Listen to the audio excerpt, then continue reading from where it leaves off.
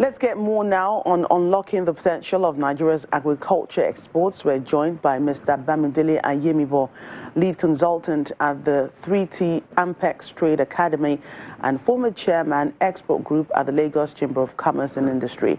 Welcome to the program. How are you? Let's take a look at international trade before we talk about exports. Nigeria has been engaging in global trade for a very long time, yet the country has not fully benefited from the highly publicized advantages.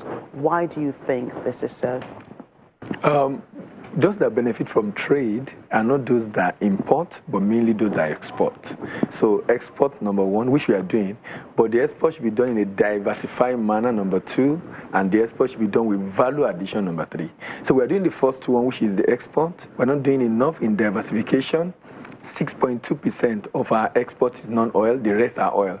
And then the third one, we're not adding value at all. But very minimal value addition in product living in Nigeria. So that can account for the reason why we're not getting the benefit of trade in Nigeria. Right, so you talk about value addition, which brings us to Nigeria's agricultural export. So how can we take advantage of value addition, especially when it comes to non-oil exports from Nigeria, especially, from the agricultural sector? That's exactly the issue that people have given that. The reason they've given is the fact that we're not competitive, that's why people are not exporting value-added product. But I disagree with that because currently we still export value-added product, only that we do more to Africa. And here's my take on agric, and I think it's good we begin to look at this in Nigeria. Think about the fact that why should everybody that wants to export, be the one processing it?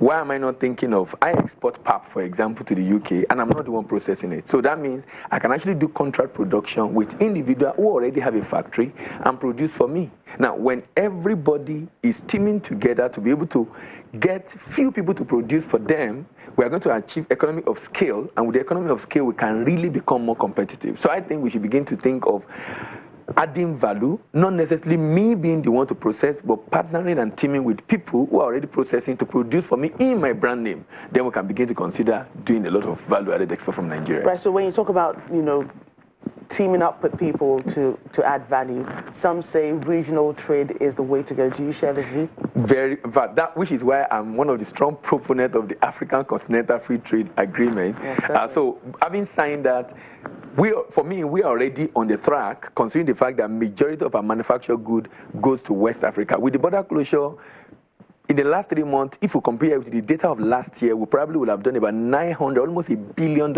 in export, comparing to the data of last year, 3 months. Because last year we exported a good of about 62 billion, a quarter is about 3-point-something billion, and that comes to about $900-something million in a quarter, actually in a month rather.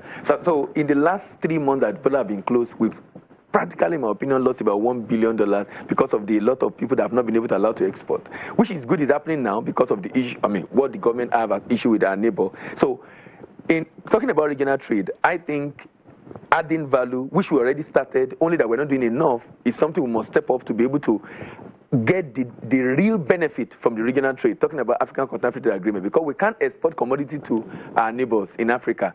Some of them are even worse than us, so they will expect value-added product from us. And like I said, teaming together to be able to ensure that we work with people who are already processing so that we can help them to reduce their cost. Because when we team with them and they're producing, they can achieve economy of scale. That means they will be producing at a lower cost, and maybe that will help us be more competitive, which is the concern many people have about being competitive under the African Continental Free Trade Agreement. And thank you so much for your thoughts on Africa 52. Well, today, Bamidele Ayemibo. Thank you very much for having me.